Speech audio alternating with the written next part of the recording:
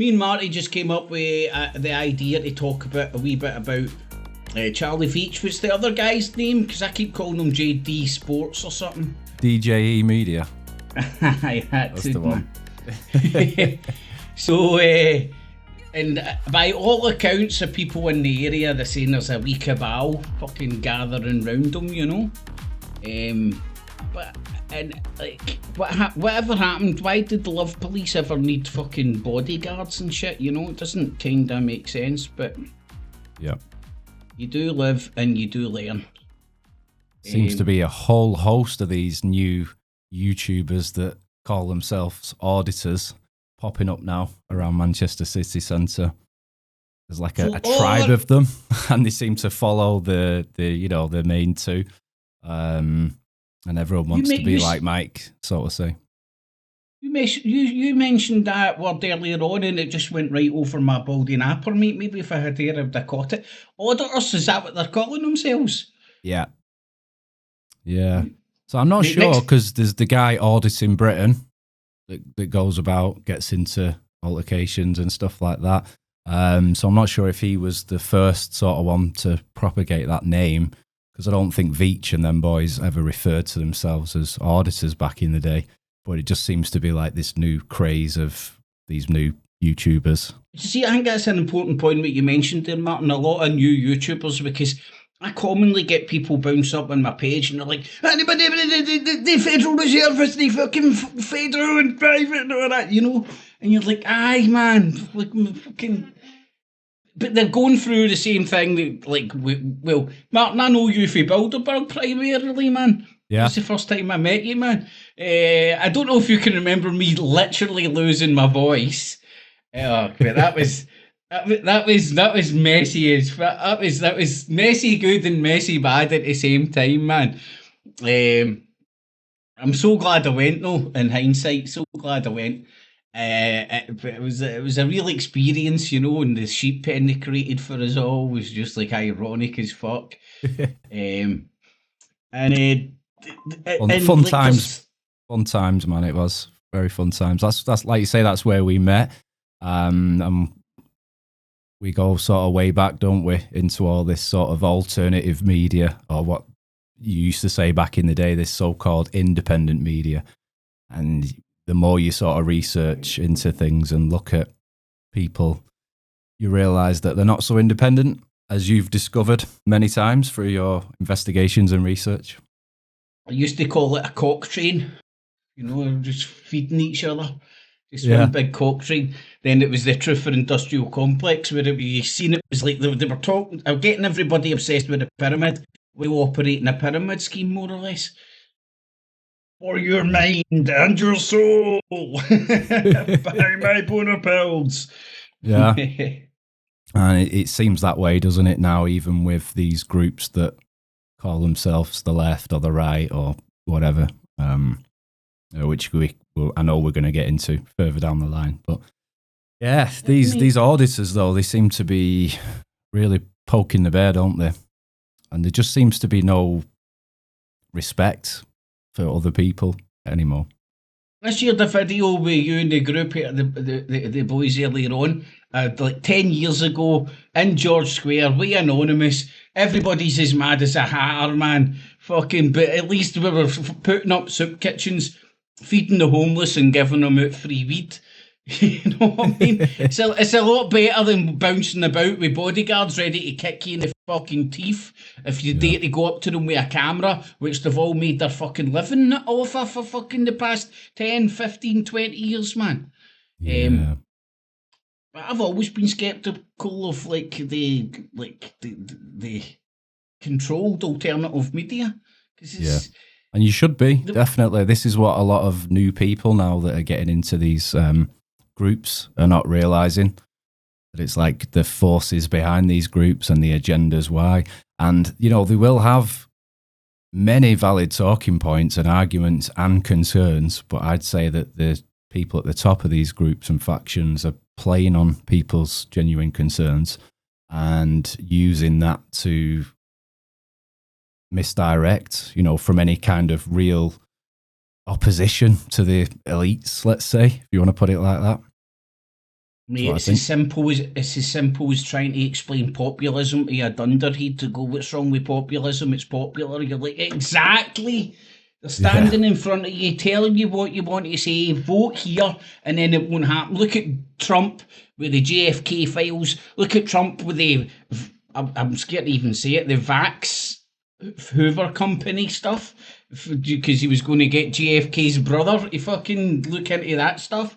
And then more recently, the Epstein and whatnot, you know what I mean? Promises the fucking world, gets everybody in the lather, and then delivers sweet Fanny Adams. Absolutely. And you see this mindset playing out, don't you? So it seems to be whoever's in whichever political party in these Western countries, if it's a period where the left's in, then you'll have the right pushing stuff against the left. And if it's a period where the right's in, you know, it's just... People seem to forget, don't they? And mate, democracy and all that. It's like freedom. I mean, Sir Keir Starmer's just fucking wrapping up more about the Labour Party. I couldn't even remember what the Labour Party's leaders were. They were changing them so much, man. Yeah. I'm not even joking. Truss. You had Bobo Johnson before that. Truss was in for a wee bit. And then you had that Romulan looking Sunak, Shushak, as I called him. That's Polish for penis. It really is. I had a Polish girlfriend and she had a vein. I know what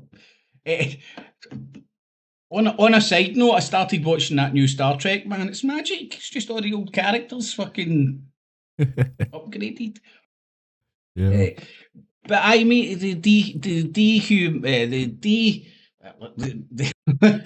dehumanize, that word I'm struggling with. They genuinely dehumanize fucking people on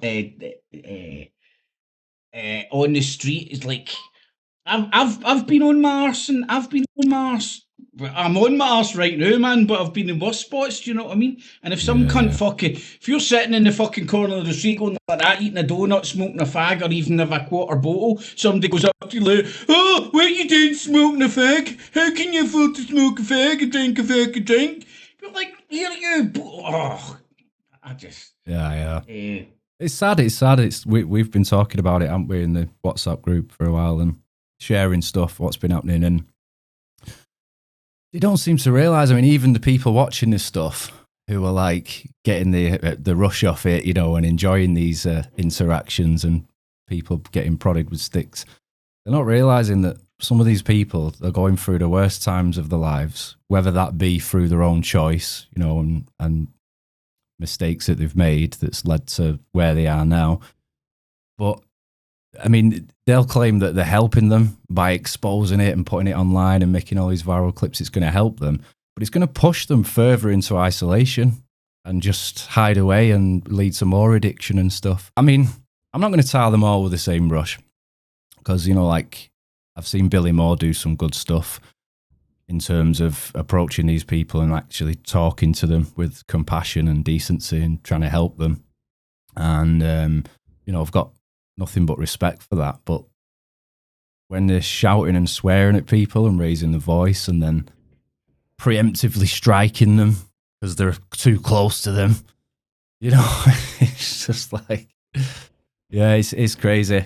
And unfortunately, people don't realise that if the guy stood there with the camera and you do react, then suddenly you're the star of the show and they're going to poke and prod to get as much reaction from you as possible so they can make their viral clips. That's how they make the money. That's their job, as they say.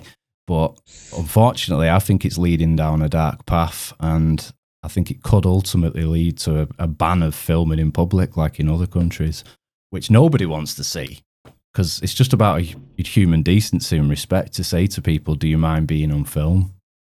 You know? Well, Martin, that idea you came up with the other day, like, let's go around the city of Manchester and do the anti-Charlie Veitch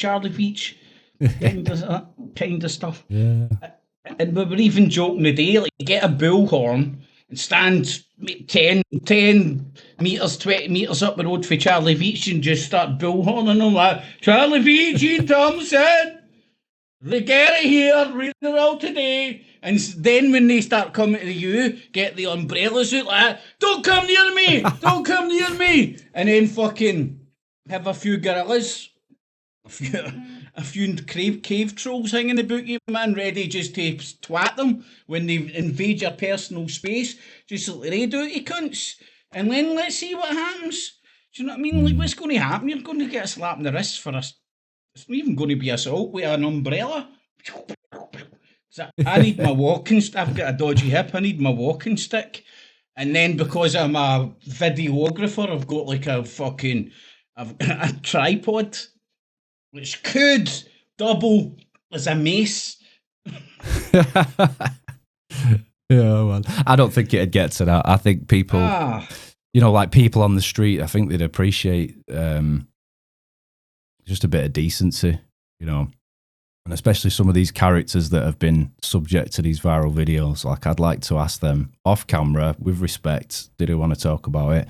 And if they do, just see the effects on them. What effects has it had on their life being subject to this viral video? I mean, the one thing I don't agree with, and which Billy Moore pointed out last week on one of his streams when they were all in the gardens, was you're poking people with a stick, you're winding them up, you're causing a reaction, and then when they do react, you're running straight to the police, and then getting them arrested, and then that's more content, isn't it, for the viral video and the thumbnail and stuff. And I just don't think it's helping.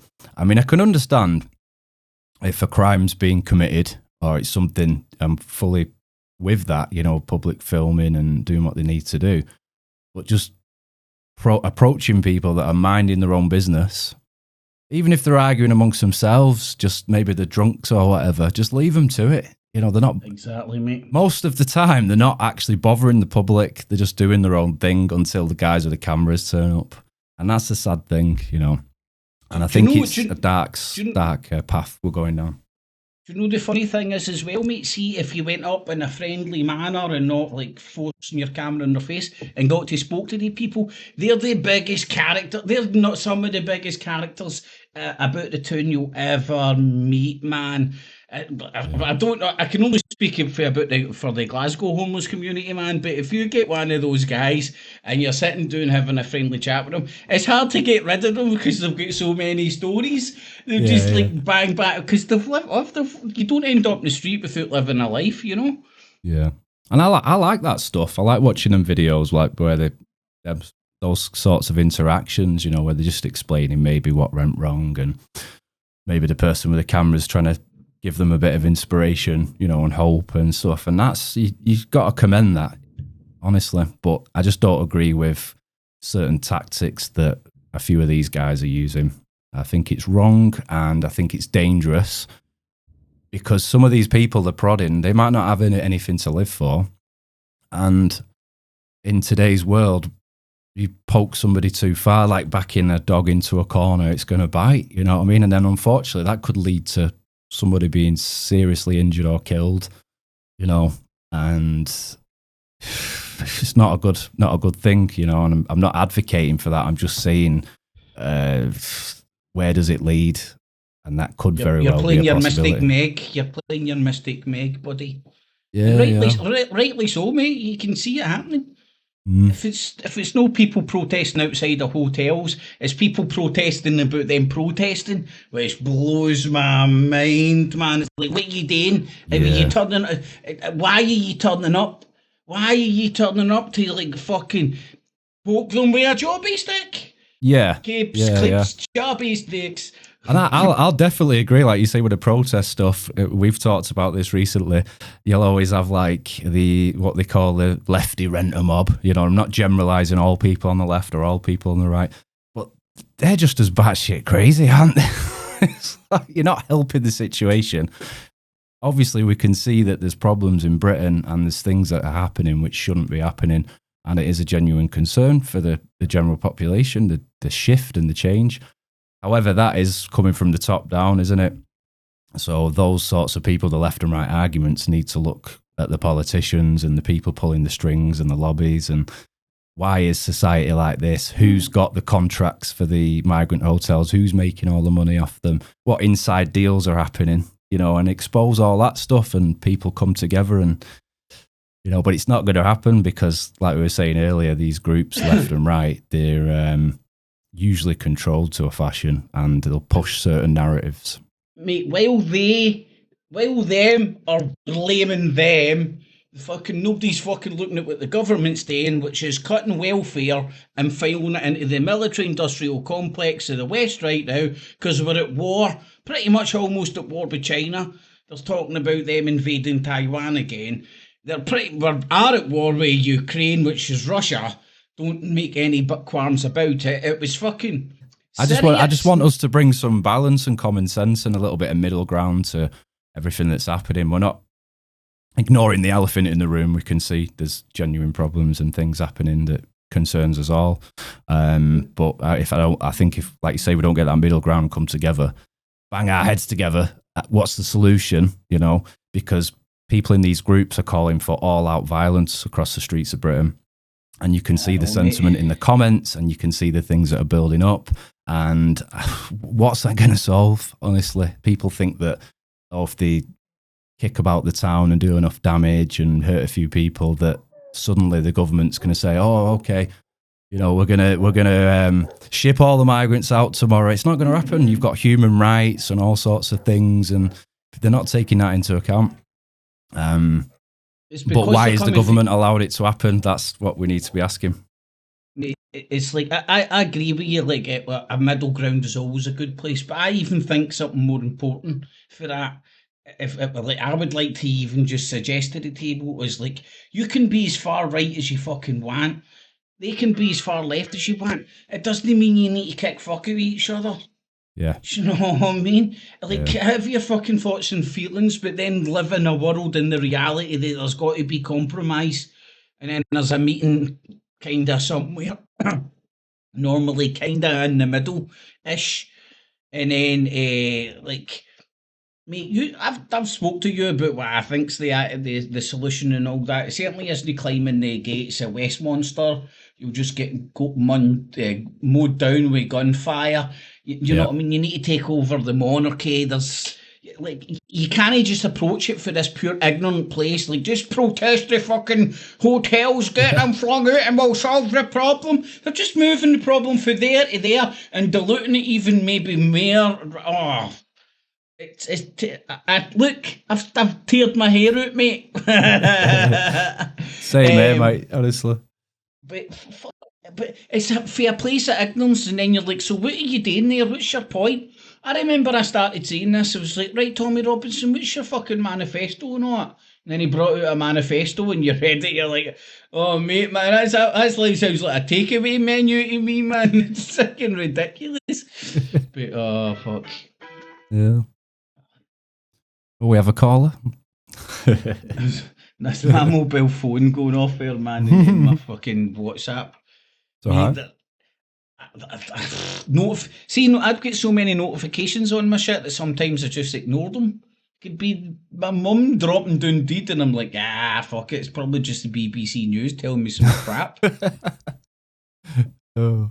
There's going to be a hot day in summer kind of idea, you know what I mean? Fuck's sake. Yeah, it is. Like we've been saying, it's, like this so-called left and right arguments. I feel like the truth's somewhere in the middle. And unless people come together and unite for a common cause for, stability of Britain, then I think we're going nowhere. I really don't. See, for me, it's the when politics in this country was kind of brought about, you had that's why you've got two sides of the house. There was only really two political parties, and they had one was for one side, one demographic, one was for the other demographic, and then they compromised, and there was swings and roundabouts. Now you've got every loon ball of the fucking asylum flung in there, man, so everything gets diluted down. Whereas, like, even look at the American system, where it's like a kind of a European Cup knockout fucking situation, you know what I mean? You go through the rounds, knocking motherfuckers out, and then there's two tribes go to war, and then there's one standing. And I'm all for that, man. I kind of say this tongue in cheek, but I kind of mean it, like compared to the system we've got. In a sense, I would quite happily have like a democratically elected dictator, whereas you vote this guy, woman in, and then they've got carte blanche to carry out their no, is it their manifesto? What do they call it when they're fucking putting the shit out before they get put in? No, their manifesto. That makes it sound mean. But the stuff that the promises they make before they get elected should be set in stone. And then, if they do get elected, they don't need to worry about fucking upsetting the public. They just bounce in with the bulldozers like, woo woo, and do what they're doing. There needs to be some checks and balances to kick fucking crackpots out, but otherwise give them carte blanche, man. Instead of all this pussyfooting, watered down, because ultimately nothing gets done ever. And then if anything does get done, there needs to be a committee meeting about that, and then there's a committee meeting about that, and then there's like, and then fucking 8 years later, it's like, and everybody's forgot about it. Look at that post office. Look at the post office job. The biggest post office job in the world. A post office job used to mean a robbery. Now it means a fucking government bumping and scamming because of a fucking technical issue that used to, the blame would have got laid at some cunt's head that was protected. It's disgusting, man. That's off my chest, man. But it's true observations, isn't it? Yeah, it's just a big scam, man. I just don't know where we go from here, you know. Like you said, everyone's all the sides are so fragmented, and they can't understand that that's part of the bigger plan of divide and conquer. That's how empires have ruled for centuries. You know, that's part of the script, and everyone's being played and being dragged into camp A or camp B, pigeonholed. And I think we need to climb out of that, think outside the box. How do we get real change? What's the solution? And common flipping sense, man. What's best for Britain? And also, how can we change the dynamic in, say, like the Middle East and stop funding and supporting things that we don't necessarily need to mention? But, you know, it's common sense. See, this is the thing, Martin. I think it's too far gone in the sense that it's also interwoven with the big, massive corporations that you would literally need a major catastrophe to wipe out all corporations because they're all so interlinked.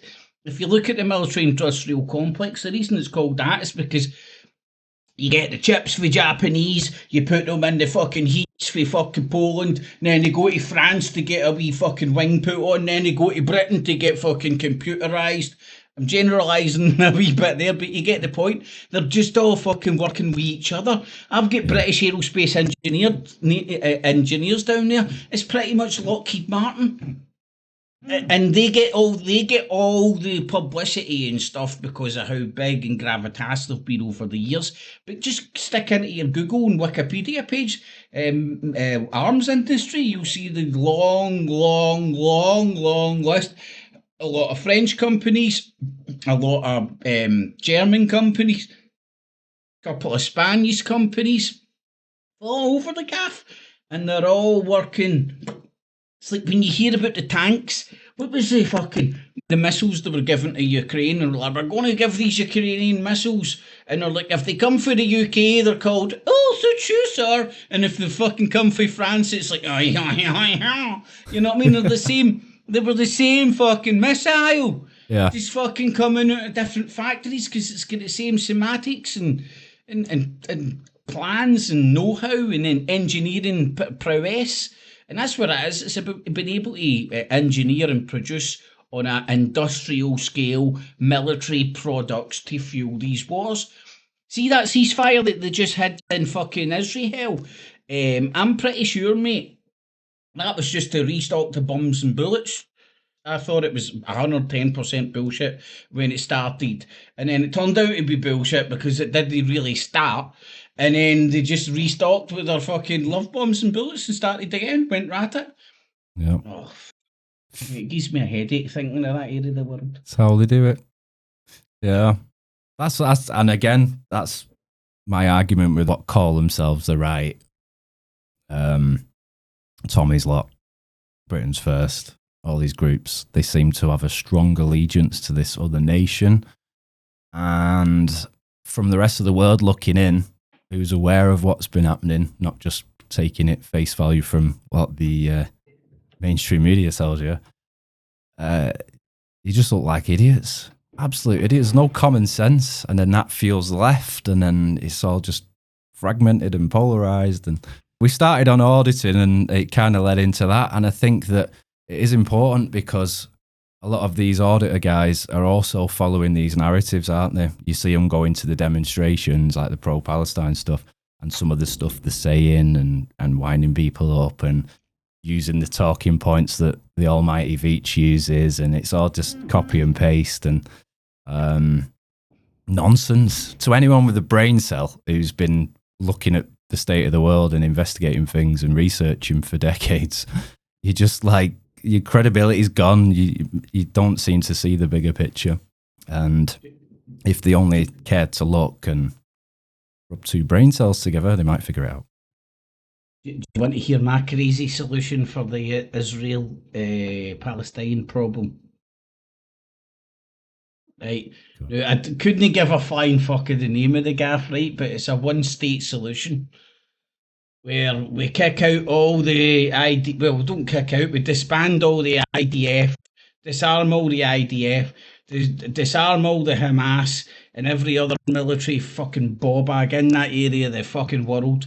And I'm talking about Team America or Captain Planet or whatever. Call in fucking one of those two entities to come in and sort it out. It would have to be a Western and Iranian clique-driven initiative. Because they would need to work with each other, and you could call it fucking. I would call the country the Starship Enterprise. That's what I would call it. Do you know what I mean? Every country comes together, and there would be only one police force.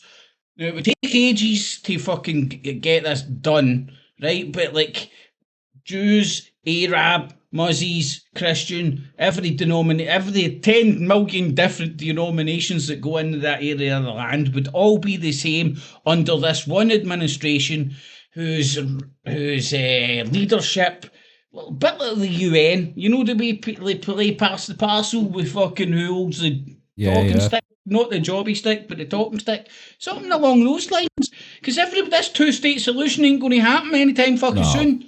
It's not going to happen. It's just perpetual warfare. It's almost like the solution is perpetual warfare. That's the way I see it, is when these dickheads offer that up.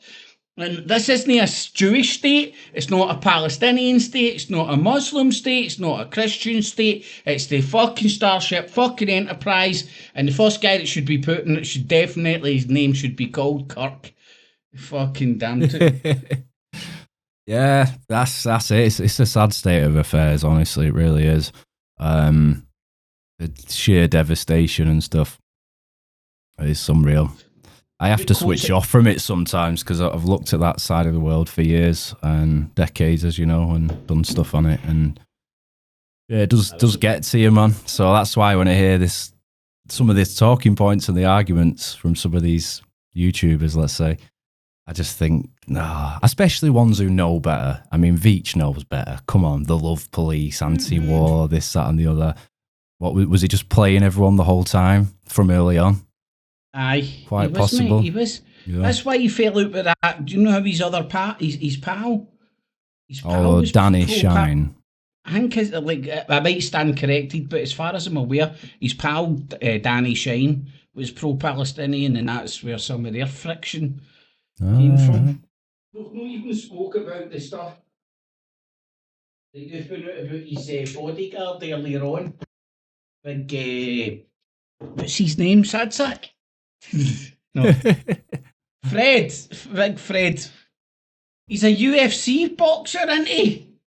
Apparently, yeah. I think he's done a bit of that. I only recently seen the footage, and it was for that other DJ Media or whatever his name is. What's his name again? I'll never get this right. DJE. DJE. Right, DJE Media. And like he was walking in front of Charlie, you know, catching the kudos for being with the big Veitch, man. And then I seen these guys, man. I was like, oh, fucking hell, man. Like, see Tony, they're like Tony the Tiger, but their special ingredient is steroids and their fucking cornflakes in the morning, man. Fuck's sake. Yeah, they could certainly handle themselves. I'll give them that, but I just feel that some of the incidents that I've seen have been a little bit too far or a little bit too soon, or you know. And then who says where that space is? You know, what line do you have to cross? Because I'm pretty sure somebody has to like make a move or appear to be about to strike. I'm sure just if they're stood in front of you, it doesn't mean you can hit them, but. Maybe it depends on the context. I don't know. I know if I'm being a fucking fan, Dan, right, and like, and there's a cop about, they'll at least come up to you and go, you know, do the Ross and Rachel thing or whatever, the Russian one, I can keep it down a wee bit. You know what I mean? They might not arrest you, right? But Big Veitch is just bouncing about like the big unfriendly, the big bug, the big unfriendly giant.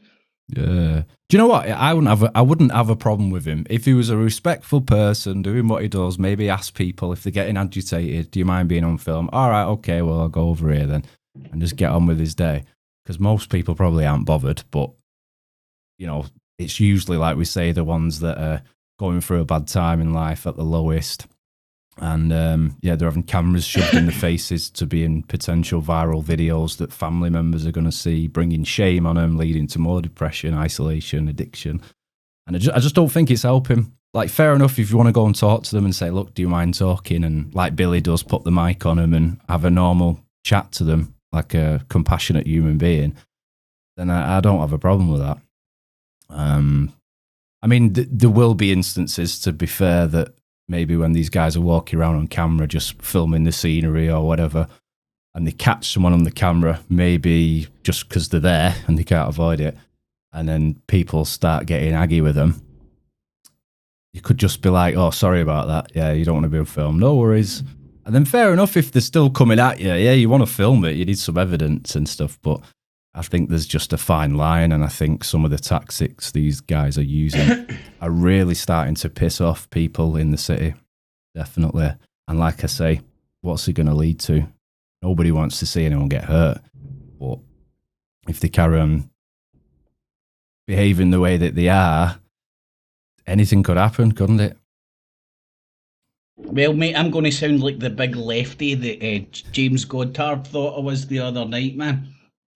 Sometimes I look at them and I'm saying, are they victims of this internet windy-licking fucking generation that we're in right now? You know, where people... It's very... I would argue it's very similar to drugs in the sense those hits, those clicks, it's giving you a dopamine release in your head and all the good comments. Oh, yes, oh, look how great I am. Messiah complex, I think it's been called in the past, isn't it, man? They actually start believing their own bullshit. They really believe they're fucking actually like the next coming, the Messiah. In fact, you've seen people through history go to that place where they think they're the next god and all that kind of shit. Yeah. Maybe this is it. Maybe this is an effect. I've had it to a certain extent myself. When I fucking first got on the YouTubes and I was getting lots of hits and clicks and all that. And lots of money as well, by the way, like the rats in the maze with the trees and the trees, like Edward Bernays, it's pure porn, and so I'm not excluding myself for this. I just thank fuck managed to pull myself out of it or realise what was going on to a certain extent. Yeah, especially with the cult of personality, in the sense that everybody was just gravitating towards their own wee hit buckets and clicks, and then if you were in a circle, it was really hard to like criticise that dude because you didn't want to upset the person or go against the group. Yeah. That's it. I mean, I fully agree. We live in like a live stream society now, don't we? It's very popular thing. So you're in a city and stuff. People are filming themselves walking about and stuff. No issue with that whatsoever. Or filming the scenery, but just have some respect for people. Maybe they're going through a bad time, maybe they've got some sort of trauma or social anxieties or disorders. I mean, I've even seen it with people that are clearly on the spectrum and got some issues, you know, and these guys are poking and prodding and upsetting them and causing them alarm and distress. Was that and you then that if they shared strike that? out, then it's police, police, police. And that's just... Was that you that shared that in the room the other day, Marty? Yeah. It was big Veitch boy bouncing up to a big lad, and you could clearly see, like, he was, as you're saying, like the polite word on the spectrum. Back in the day, we would just say learning difficulties, but it's the spectrum now, whatever. And he started fucking going, "How dare you speak to your mother like that?" And I think the boy tried to slap his mum or something. And he's like, "Don't you hate your mother?" I mean, I could understand if that was maybe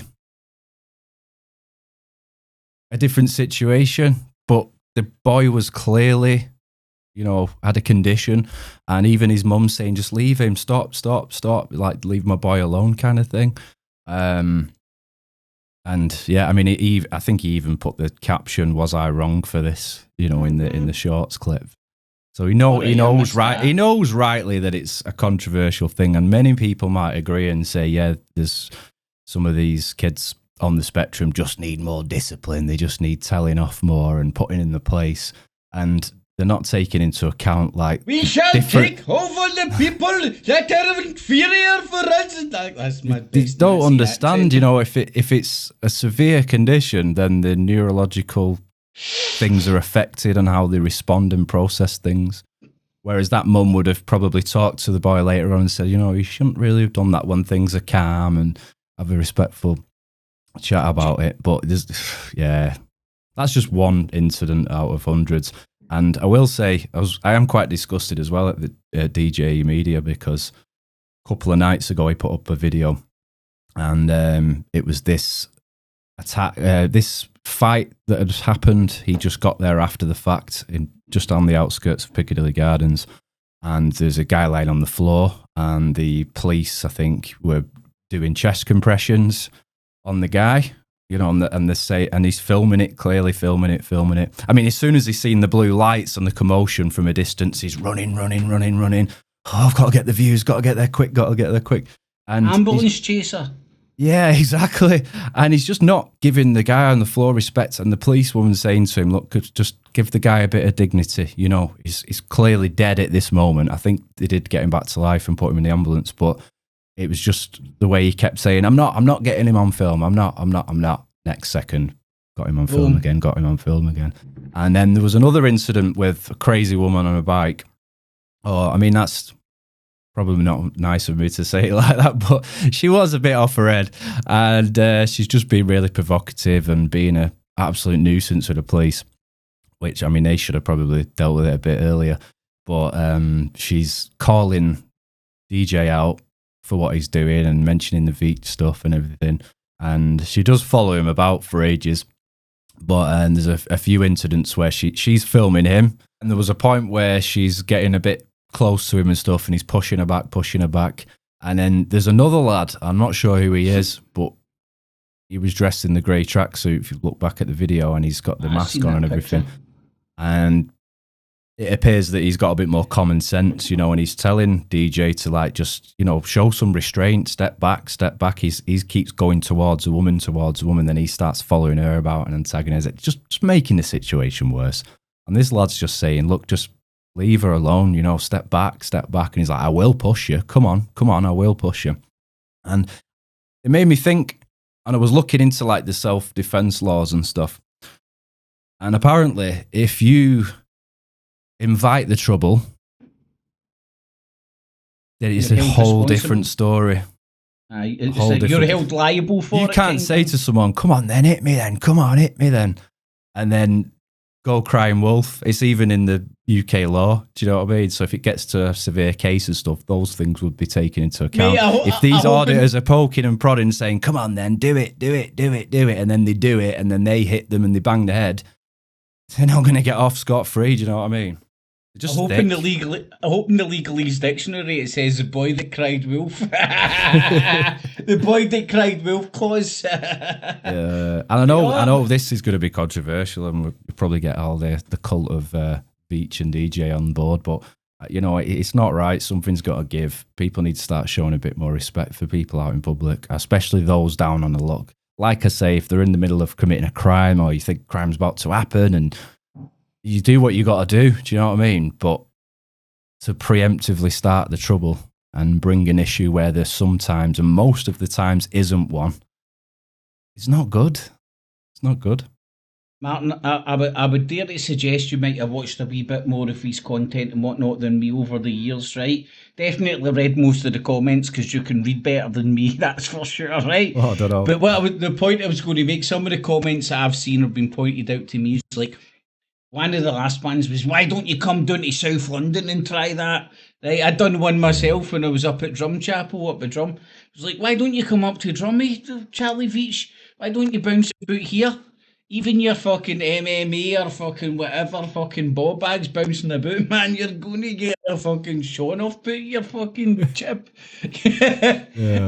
Especially, like, you know, like he's got the bodyguards now, hasn't he? I mean, why doesn't he venture into areas at night, you know, like the rough areas where you've got the gangs hanging about and the real things taking place, and the muggings and, you know, just hot spot areas? They would never do that because they know all these lads ballied up and that wouldn't think twice of attacking them.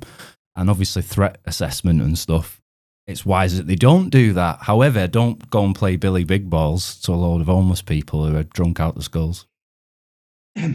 Mate, you've heard me talk about this before, I'm sure, but when he came up to Glasgow, I know the exact place he went to, right? It's underneath a railway bridge for a reason, because it obviously protects the homeless from the rain when they're getting fed. So there's usually a fucking nightly soup kitchen up there, and that's where Charlie Veitch ended up.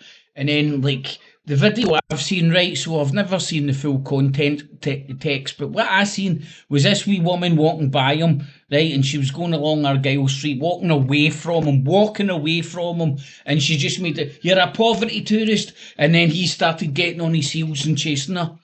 Am I what? I can't we can't listen to this tells you a lot about what's going through his head. He said, we can't understand you. He was acting like the Bjorg because what are you going to say to 250,000 people? That's why I think he's a big fucking Harry Hoofter as well, by the way. Yeah, he uses that all the time. Like 100,000, 200,000 people will see this. Let's see what they think. And it's just, come on, mate. Fuck it up. I know, it's... You see the way he is now from the way he appeared to be back in the early days, and most people who have, you know, all these sort of newer age subscribers, some of them probably wasn't even born like in the early days of Charlie Veitch on YouTube. But Bill Horn right next to him, Charlie Veitch and Ian Tomlinson. We could get a wee song together, man, easy peasy, man, and just see until how long it takes them to attack us. Out with the tripods, lads. Oh, that would be ironic, them getting battered to death with fucking tripods while trying to film you. Oh, we don't want to see anything like that, obviously. But of course, yeah, it's just funny, isn't it? Speculated. Tongue in cheek, man. Irony. Yeah. Just confirm that for the tickety-tocketies, as you say. And if it does happen, you know what? I only need £100 for the fucking lottery numbers. Honestly, like, at least we've got a bit of decency and respect and that, because some of these guys, they just got no decency, no human decency, and it's apparent from the very words that they use with members of the public and interactions. Just no respect. And crackies, that crackies. Yeah. That's the most recent one I've heard. There's another cracky. Do you know what I mean? You're just pointing over the street, just pointing at somebody. There's a cracky there, then walking up to them with a fucking camera, mop-handed, with these big fucking cunts that look like that, man. You're going to be intimidated, fight or flight, and they're going to be probably like out their tin, like that. Yeah, fuck you. Oh. Yeah. Oh, mate, it really annoys me, man. Like yourself, man, I just need to switch off. Yeah. It's like Palestine, man. You switch off. It went beyond the realms of bizarreness about 5 years ago for me. And I'm like, right, nobody's doing anything about this quite it's heartbreaking. Authentically, nobody was grabbing it with the balls authentically. It was just one big merry-go-round, death after death after, there's a wee bit of peace, death after death after death. And at the whole time, land was just evaporating left, right, and centre. Predominantly the Palestinian land. Yeah, it's almost as if it was one big plan, but they'd like playing the long game. You know, we're all thinking in 2 year, 3 year, 4 year, 5 years towards it. Like 50 years will take us to do this. You know what I mean? So what's that? It was 6, 7 that fucking hellhole started. And fast forward, 60, 70, 80, I think it's 75, nearly 80 years in it. Israel's have been about now. Is it? So it's not even 100 years. And look what's... And it's sad. It is sad. And, we've talked about this before many times over the years. And where's the common sense? Like, if there's blatant war crimes happening and blatant starvation and murder and stuff like that, speaking out against that, how does that make you an Islamic sympathizer or a Hamas supporter? It's like, where's the common decency? I mean, I'm sure the Palestinians, most of them couldn't give a shit about Hamas. They're not some democratically elected party. In fact, Israel put them in place as opposition to the PLA or the PLO, whatever they were called. That was their solution to destabilize the system over there. And Hamas was the useful idiots that was propagated, funded, gave $1.4 billion, apparently, according to Israeli officials, which I've seen video of them saying. And that was, they were given that in cash so they could be a real force in opposition to the PLA, and then they lost power of Gaza. So it divided the West Bank Gaza thing. So they were just useful idiots at the start, just like all these factions in Syria and these terror proxy armies. They're all useful idiots. Just like these left-right cultists, Pied Pipers, they're all useful idiots. And it's like, where do you go when you see the insanity on all sides? Where do you go from here, man? But hopefully, as we carry on with this series, we'll work out some sort of solution, or at least make people aware of not falling into this left-right trap. Have you ever, can you remember or ever heard me talking about my crackpot conspiracy theory about Israel? No. It should be all right with it will be all right with the censors, right? Now, there's no trick questions here, Martin, but just play with me, right? So, in your eyes, who created Israel? Who does everybody think created Israel? Well, it was British controlled Palestine, wasn't it? So I think the Balfour Declaration and you're too good, mate. You're too good. You're meant to say Rothschilds, man. That was like that Balfour Declaration was about 10, 15 miles from where I live. The document was actually signed. So yeah, I know about it. That was 1918, so that was like way before, wasn't it? But that's what's led to it. You're too good, man. I was wanting you to see Rothschild because everybody just jumps on the Rothschild. Right. You're exactly right. The Balfour Declaration, thus called because of Lord Balfour. Right, Lord Balfour was a Scottish lord. If you look at his lineage, related to Robert the Bruce, who was in cahoots with the Knights Templar, who loved fucking Jerusalem, who swore an oath to allow free passage of Christians from Christendom, Europe, the pilgrimage, that's the word I'm looking for, to Jerusalem, right? And they hated Jews because the word on the land was the Jews killed the baby Jesus. So Lord Balfour, who was listen to this, was Scotland, a church going anti-Semite, right? He was the one whose signature brought the legal state of Israel into creation. So everything that came before, all the arguments, X, Y, Z and all that stuff, it was Lord Balfour with Rothschild, who was the son of the city of London, whose shield is the red shield, which is a sign of the Knights Templar, and Lord Balfour, who's a relation of Robert the Bruce, who apparently was in cahoots with the Knights Templar to win the Battle of Bannockburn to fuck up the English. Right? Wow. So my theory is the Jews have kind of been, because like you know yourself that you're probably aware that Corbyn got kicked out the Labour Party for stating the historic fact that fucking the Zionist Party was no colluding, but they were in discussions with Hitler's Nazi Party about where to send the Jews. Should it be Ethiopia? Should it be Palestine? Should it be Egypt? Should it be this in the Sinai Peninsula that we're talking about? And that's why, because that's too much truth for people to, you can't handle the truth.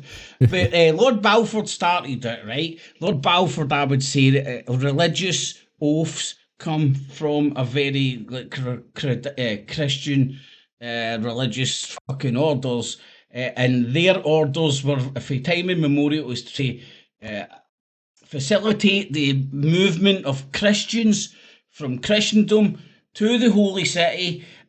They hate the Jews, so what did they do? They created Zionism to round up the Jews, stick them in Israel, and use them as a standing army to get the Muslims out, to kick out the Ottoman Empire. And that was pre-World War One, as you said, and then World War One kicked off, we got more land. World War Two happened, and boom shakalaka, we've got our enclave, Cyprus and Israel. So I know it's not that I'm saying what Israel and the Zionists are doing isn't bad. What I'm saying is they're puppets of the Christians that are like because they don't give a fuck how many Jews in the protection of that land, man. Throw them on the fucking pyre. You know what I mean? Just leave us Christians alone. And in the meantime, Christians have safe passage to Jerusalem like that, no problemo. Nobody's going to bomb us. We're all good. Which those Teutonic orders, which is just one of the orders, but all those medieval orders which existed, many of them, by the way, most of them swore their oaths to facilitating the safe passage of pilgrims, Christian pilgrims from Christendom, Europe, to Jerusalem. So there's my craziness at me, man. So it's a bit different. Different, but I'm sure there's some truth there, definitely. It's just because that's the thing, isn't it? It's like you can blame them or blame them, but ultimately, I think it's like that saying: everyone wants to rule the world. So there's a lot of infighting, and at the top of these religious organizations and factions, there's nefarious people that want to dominate. I mean, if you do enough studying into religious texts, and let's just use the Abrahamic religions, the Christianity, Islam, Judaism, and you'll find, if you look into them deep enough, that they all have prophecies that end in each religion dominating over everyone else. So it's like they're all interconnected, intertwined, and for me, you know, you could say, oh, it's them, and I'd say it's everyone. It's everyone. There's a lot of factions involved. There's a lot of greed. Everyone wants power, wealth, control. There's a lot of collusion, of course. But like you were saying with the corporations and stuff, there's so many people in on it, you know, and everyone wants to make money. So it's sad. It really is sad, and I think they use religion to divide people and push agendas. So I'd say if you want to know more, look into the end times prophecies of each religion, study them, and then look at the world, what's happening, and you might be able to connect some dots. Not to say that, oh yeah, these prophecies are coming true, but you'll realise how certain things are self-fulfilling, or they've been designed to happen this way. So it appears that the end is nigh and all that stuff, you know. Because there's people, isn't there? They're like, oh, you know, there's a big religious war coming. I mean, look at Donald Trump on Joe Rogan. One of the key things he said to him was, you know, Joe, it's prophesied that the world will end and there'll be a big religious war in the Middle East. Did You he? do know Is that. the You do word? know that, Joe, right? Yeah, that's what he said when he was on Joe's podcast. How long ago was that?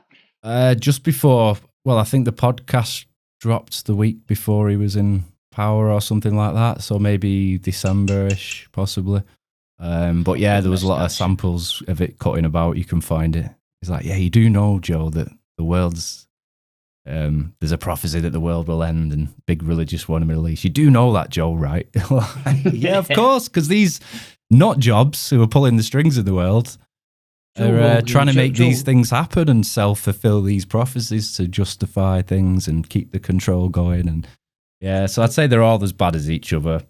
Joe Rogan, Joe Rogan. That's what gets me when it's like you'll speak out for maybe things happening in Gaza, and then straight away they're pushing you to, oh, you're a lefty, oh, you're this, oh, you're that, oh, you're a sympathizer, and it's like, no, not at all. I can just see how you're all being played, and ultimately it's a fight versus good versus evil, isn't it? That's, if you break it down, greed and evil men that are just pulling strings for their own reasons, and that should resonate with people like Tommy Robinson and all those people on that side who are seeing the dismantling of British society and the destabilization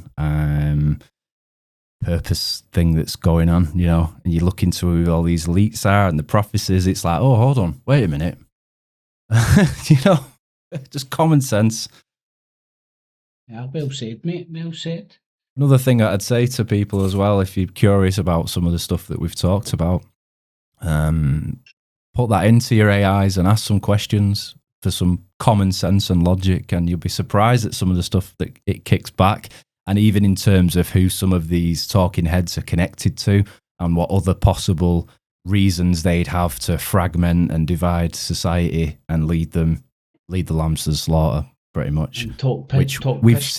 We've seen in history that violent revolutions and stuff always lead to more control by the system, or the usual outcome of the elites that's propagated the revolution, and then they get what they want. So it's just be very careful, folks. Stop propagating for violence on the streets, do your research, connect the dots, look at who's pulling the strings, who's let things get to the state that it's in now, and let's hold them accountable, you know, in a productive, positive way without anyone getting hurt. Mate, that looked really good as well, man. Like, I don't even I've got one of those wee ring lights on, and I stick it on, and it just like... Ah, right. Yeah, do you know what? If you use the ring light, just turn your exposure down on your camera. But I actually prefer it like that. Like that? I don't know why. Actually, yeah. Looks all right. But,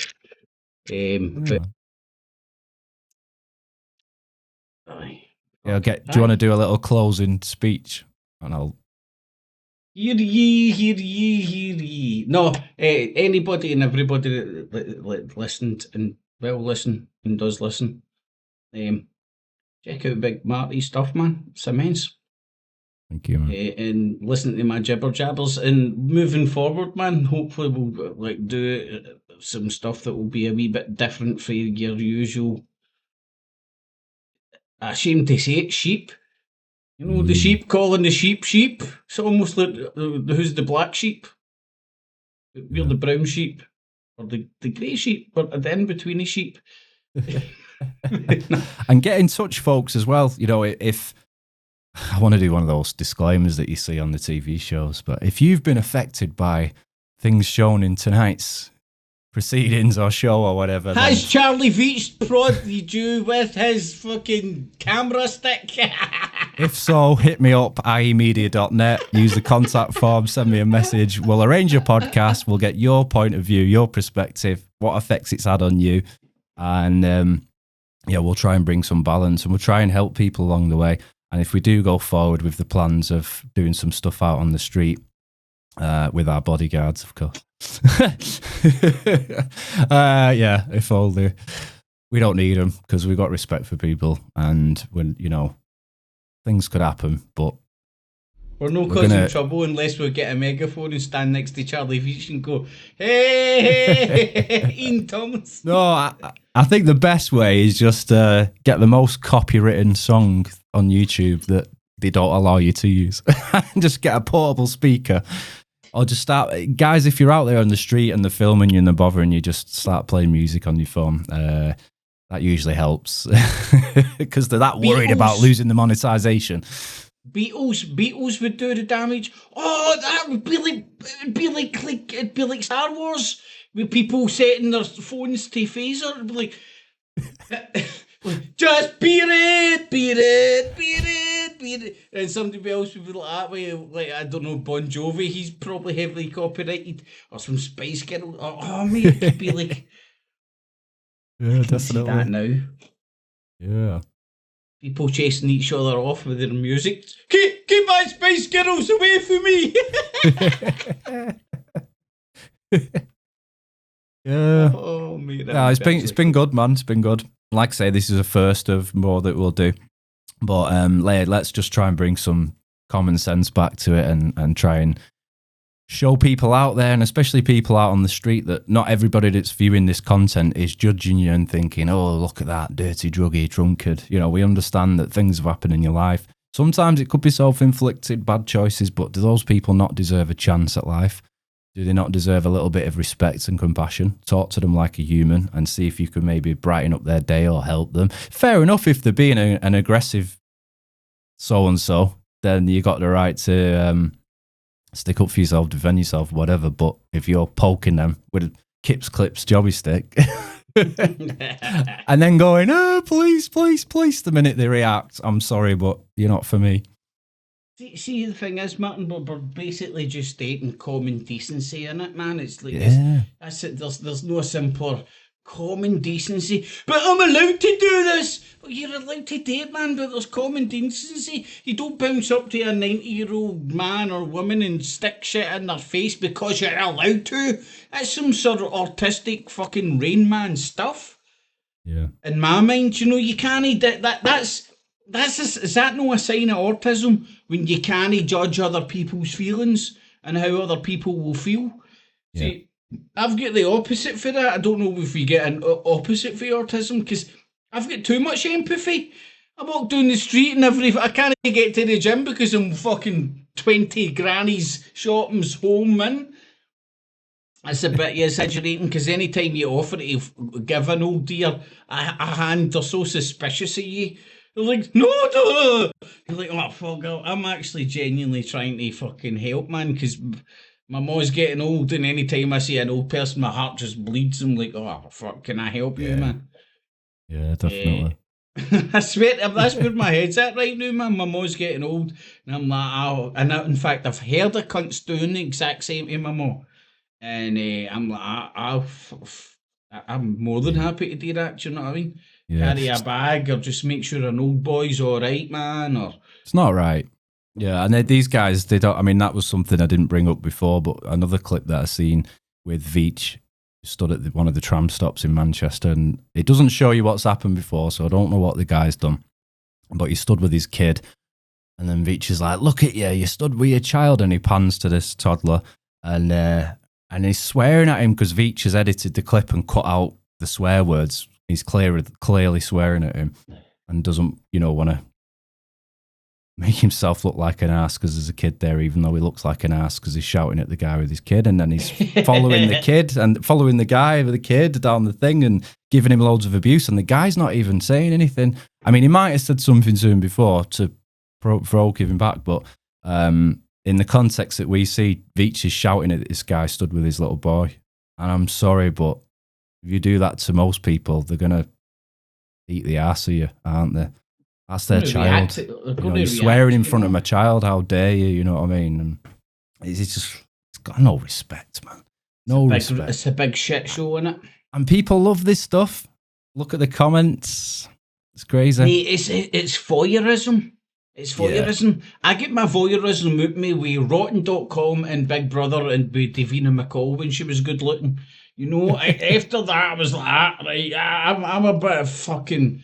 My skin's almost full with fucking watching people kind of creepily, So you'll remember when Big Brother get launched and how that was kind of a new dynamic, like watching people during the night and what. Yeah. Very creepy, fucking weird ass shit. And this was before the interwebs. And it was just that voyeurism, man. And like you're a young boy and you're like, but it was just installing that.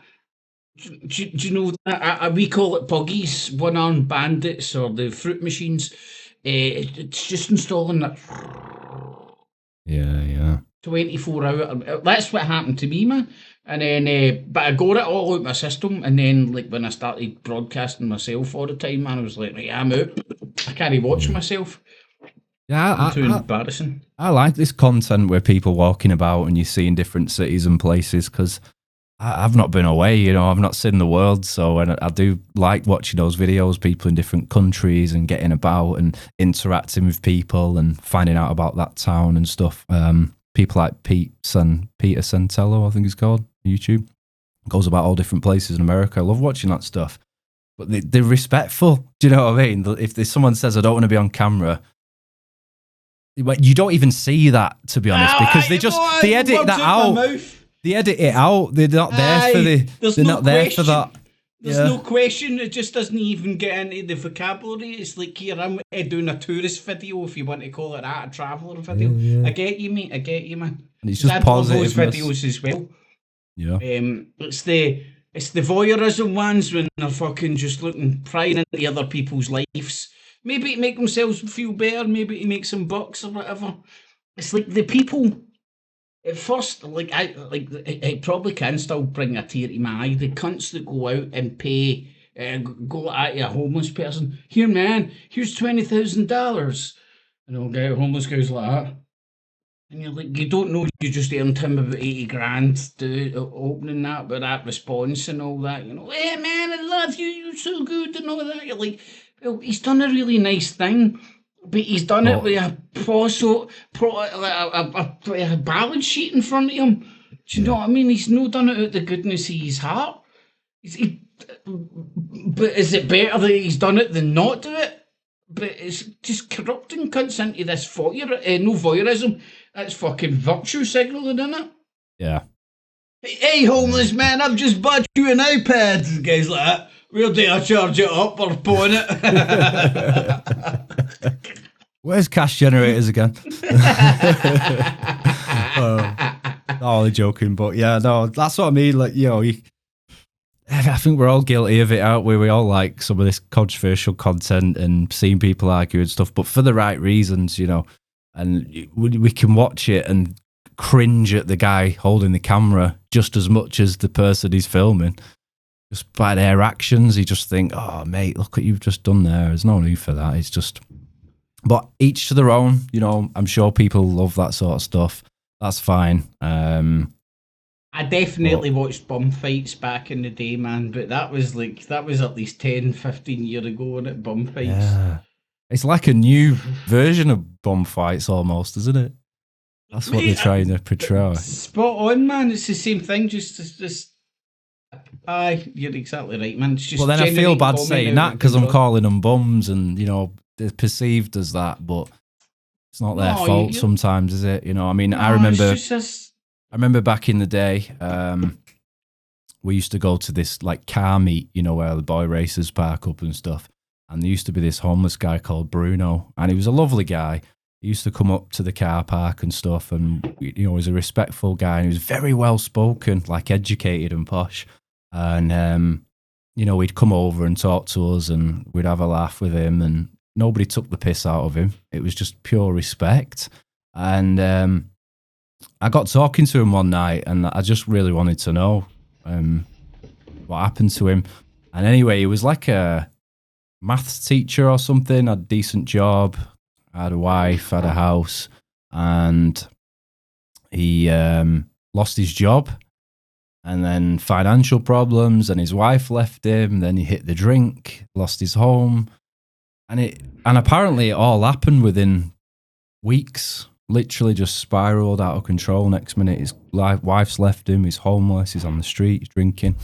And then just the depression of having everything and then losing it. And it's not fair for people like that, you know, because if you do give them a bit of respect and speak to them, they'll probably tell you why they've ended up like that. And I do like to see that sort of content. Billy Moore does a decent job of that, although I don't agree with certain things he does at some of these rallies, and maybe he's just a bit biased or doesn't see the bigger picture. However, I do commend the positive stuff he does with the homeless and the people who are misfortune. So I respect that stuff. It's not an all-out attack on all the dudes with cameras walking about, but just have some bloody respect for people, man.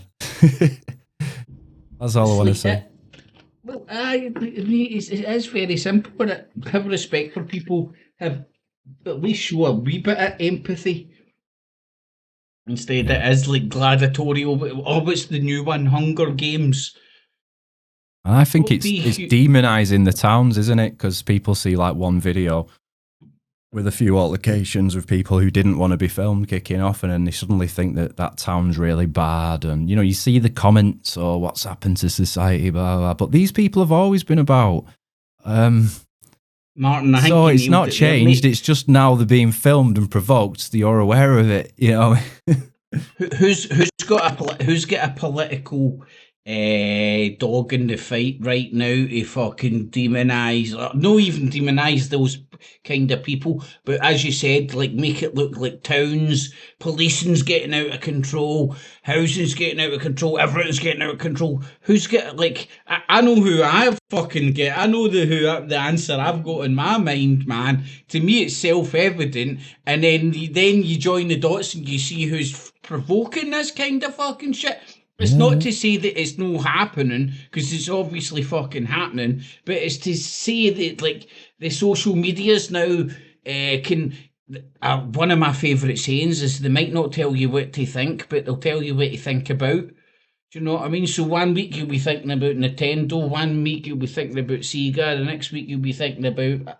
Coldplay concerts. Exactly, mate. It's just like a fucking... pushing your mind all early, gaff, and then look here, look over there. A wee bit of Oasis sprinkled in with a couple of billion into fucking Ukraine, you know what I mean? It's like fucking cooking with your fucking memories. And it works very successfully, man. It really does. And I think that's one thing that these up-and-coming and successful YouTubers, auditors, whatever they call themselves, jobby stick pokers,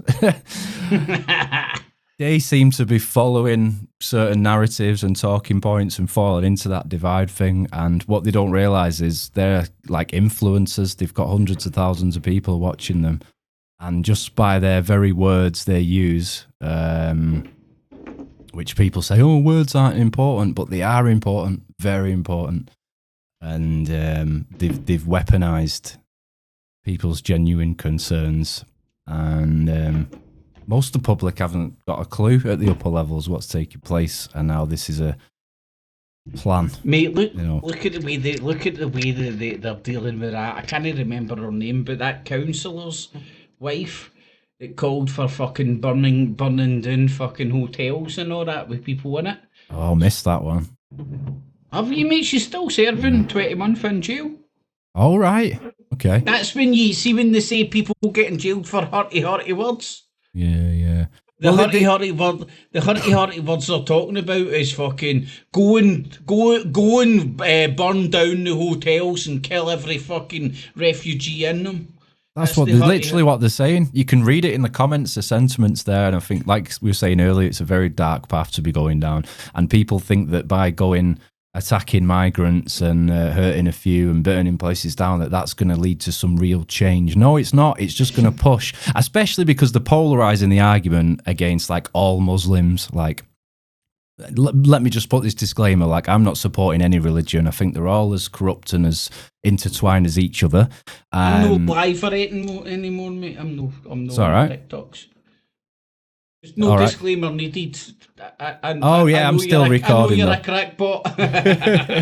What was I saying then? I've completely forgot. Oh shit, man! Look, that's my Illuminati training coming in. Just deflected the conversation. No, it's all right. It's all right. No, we're talking about the immigrants in the hotels. Yeah. So they think that that's going to lead to some sort of change by inciting violence on the streets and stuff like that. And it's not. They need to bite the head off the snake. They need to figure out who's making these policies look at the lobby groups who are controlling the politicians like puppets on a string. What's their agendas?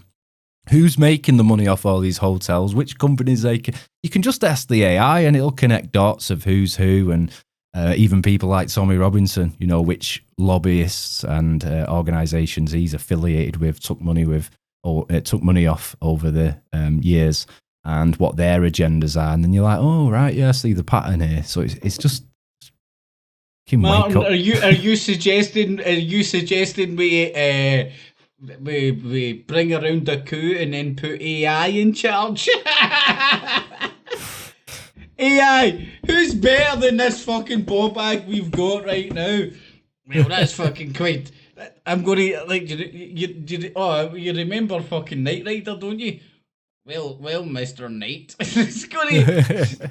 You know what, mate? Sounds ridiculous, doesn't it? But like, maybe that's the only hope humanity's got. I mean, it's either going to make us or break us. You'll have this super intelligent AI that eventually becomes like ASI, artificial super intelligence, like top level thing, singularity, self-aware, you know, common sense, logical thought process. And maybe that'll, you know, over time reboot us and stop shenanigans from happening. Oh, wait a minute.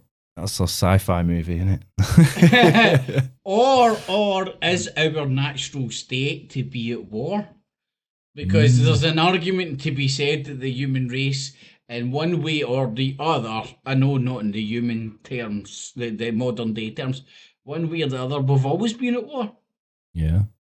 And that's the thing, it's like, reminds me of the scene in Terminator 2, where the two kids are fighting outside the gas station and they're trying to shoot each other with these water guns. I'll kill you. And then John Connor sort of looks at the Terminator, or it might be his mum, and he says, we're doomed, aren't we? You know, we're just...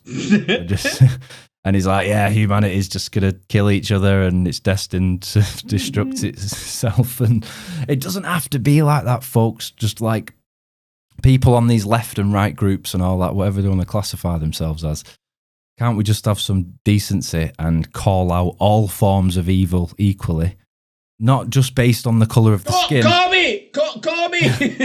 Not just based on what they believe or the colour of the skin. If they've done something wrong, expose the asses and let's have a debate and put it out there. Do you know what I mean? And I think that's where people like Tommy Robinson lose a lot of people, because they polarise and demonise as if it's the whole, every single person that's Islamic. It's all their fault and they've all got this dire plan to rule the world. But there's like over 1 billion Muslims in the world, so I'm surely if that was the case, we'd already be pulverized by now or wiped each other out. So I mean, it's hard because most of these people who follow a doctrine or a religion, they're just born into it. It's just a culture. They're just following family values and trying to impress their mums, their dads, their cousins, their uncles, their aunts, and you know, and they'll take from it the wisdom and the good passages and stuff. Most of these people who follow religions, they don't even read their own books. You know, they just take the good bits from it, and maybe there's some that take the bad bits from it and they're extremists. But like I say, most people are just decent people just trying to live their lives. And these people like Tommy want you to believe that all Muslims in the UK are the problem and it's a whole Islam thing, when it's not. It's just these radical ones that are coming in and we don't know where they've come from. They've got no idea, no background checks. It's dangerous. You know, we've seen what's happened on the streets because of it. But we need some common sense and we need to figure out, like, how do we stop this? Who's behind it? Who's letting it happen? And because it's, like I say, it's just I'm rambling on, but it's a dark path that we're heading down. And at the end of the day, I hear every word you're saying, man. What I worry about, like, with these people like Tommy's lot, and I'm not generalising because there's people in the middle, people in that group who, I wouldn't call them racist. They've just got genuine concerns from the media that they're consuming and what's in their algorithm, and they see things. They're just not seeing the whole thing. So I don't blame them.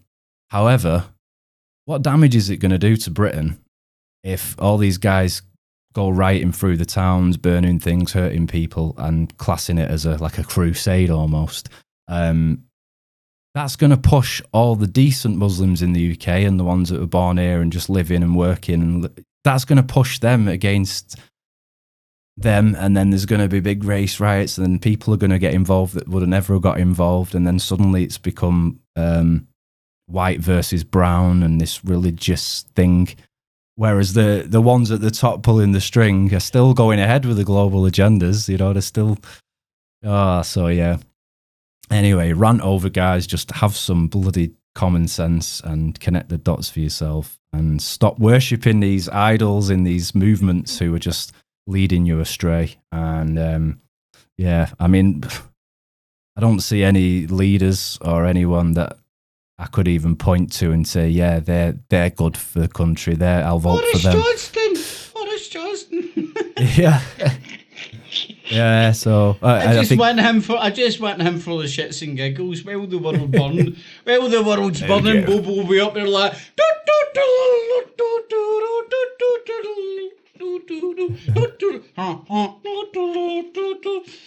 So that's why I want Boris Johnson for the end of the world, man.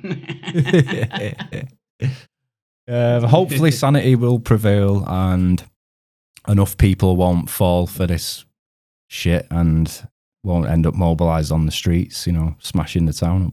Because that certainly seems to be the way that it's going, or the way that the string pullers in these movements would like it to go.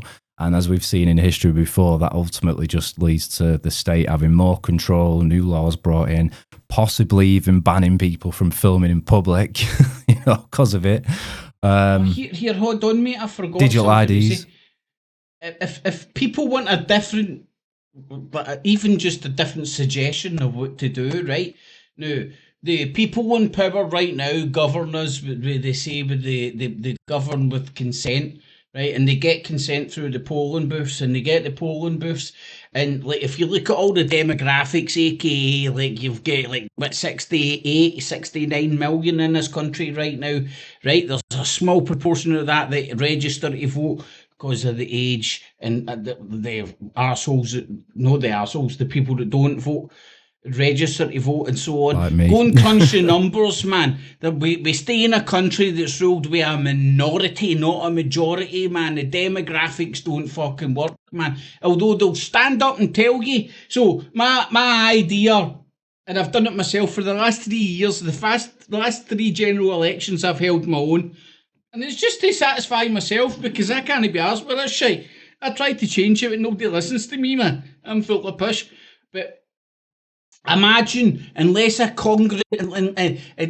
of congregating around Tommy Titbag or fucking Desperate Dan fucking Godtard or Jada fucking Fine Tits fucking Godgear, whatever, Goodgear Blimp or whatever her name is, or fucking Jim Towson, or the rest of the fucking twats, right? Imagine everybody just circled round the singularity of like, these cunts are taking us for a fucking ride. Let's vote for us, not them. And then instead of congregating in one big fucking Tommy Robinson fucking cocaine and lager party, everybody next general election spreads out and then stands next to your polling booth, your local polling booth, with your own box and say, vote in the real general election. They don't have enough cops.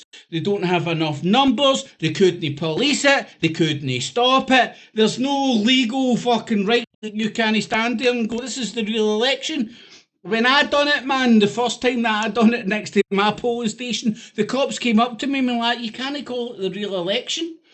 It I remember fucking that, hilarious, man. Yeah, and see, since I've done that and put that out there, man, and everybody's like, but there's brown people in boats that are all of military age. I'm like, get to fuck, you fucking idiot. Come back to me when you've got a fucking some idea to bring to the table, other than point at the brown man and fucking blame him, because that's a tried and tested method for fucking day-daw. Do you know what I mean? Point at the tribe over there and blame them rather than address the fucking problems in your own tribe. And you can't give anybody else any help, man, if you don't mend the holes in your own boat. Wise man once said. Spot on, Kip. Spot on. Nah, as usual, you always bring common sense, even the years of us doing the alt media stuff and the radio stuff. I always liked your analysis. We might not always agree on everything over the years, but I think that's what makes us. Oh, mate, I started saying this and then I fucking went off on another track. It like, people need to learn to disagree, to agree to disagree. Oh, in fact, I did go over that, didn't I, man? I agree to disagree. You can't just fucking hate some cunt because they might be a Celtic fan or something, you know what I mean? Right. I try to bring some fucking humour to it because it needs to be laughed at, man. But Absolutely. like, I'm being serious. You can't just hate somebody because of X, Y, or Z, man. You bring what you want to bring to the table. If you're a fan, Dan, you're a fan, Dan, you're a fan, Dan, you're a fan, Dan. But believe in whatever hairy-fairy stories you want to. I don't know. Yeah, it's different ways of looking at it all, isn't there? I mean, one of my friends, he looks at like the economy and trends and predictive models and stuff like that. And his belief, not necessarily my belief, but he believes that part of the reason for this influx of the migrants in the hotels is because after the lockdowns, the economy was completely on its arse. And there's a lot of money laundering going on. And apparently by bringing all these migrants in and giving them places and giving them benefits, that somehow stimulates the economy. I mean, I don't understand it. I'm not an economist, but he's a pretty smart guy. And I'll try and simplify it, right? I don't understand it, right? But it's like currency, like, you know, your money is currency. It only really works if it's flowing. Do you know what I mean? Right, yeah. So the less people within that currency, and then your arsehole starts going like that because you're worried about the economy, people are keeping less out the currency, so it flows a bit less. If you inject all of these fucking motherfuckers and give them free money, basically, and it stimulates the fucking flow. Apparently so, yeah. And apparently it's been done for decades, you know, in different empires and stuff. It's one of the strategies. But however, I know you want to go do the I know you want to go do the route, mate, with the money changers and shit, man. That's what it is, man. They were just the best people with advocacies back in the day, man. Oh shit. Wow. But yeah, no, it's been really good, man. We'll probably tie this up here so it's not too long-winded, and I'll edit it and try and make some decent clips out of it, man. Definitely. Okay, mate. We'll have to do this again. Oh, definitely, man. If you see at some point, when in this, if my TikTok stream seem to hang up tonight, it didn't get cut off. It's good. So mine and yours jibber jabber seems to pass the muster. Yeah. Yeah, that's good. It's good. That's a surprise. Not because of your behalf, my behalf.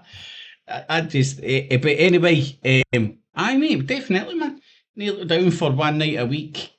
Try and set up a fucking show name or something.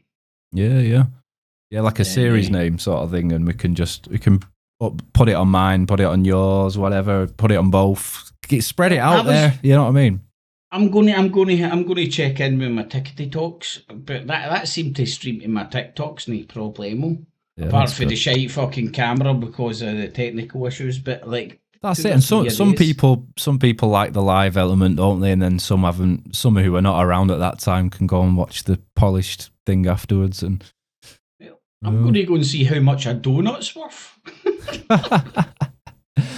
Right, guys, so I want to say thank you for tuning in to IE Media. Been joined by my good friend Kip here. If you didn't see the podcast when he was down in the studio, the link will be below. We had an absolute scream, didn't we? Talking about how we met and the early days of alternative media and the shit show that is. No different to this independent media that we see today and these guys cutting about the streets. But we're going to expand upon this and we're going to look everything going on. We're going to try and bring a balance and some common sense and restore some sanity to the madness and this clown show that we see ourselves in. Isn't that right, Kip? Fucking spot on, my mate. And there goes out to Ozzy Osbourne. Stay wind some folk up. So, guys, thanks very much. Marty, thank you for your hosting skills, my friend. It's been beautiful. No, more than welcome. Definitely. And see, for a maiden voice band, it's been fucking glitch free. That's good. It's good. Really good. Yeah, it should look good as well with this Riverside once I get the files downloaded and stuff, and I can run it through my software and do some bits on it. Do your magic. Yeah. Right, Nice mate, one, it's been guys. beautiful, Thanks for my tuning friends. in. Peace Tune out. in next time. Bye.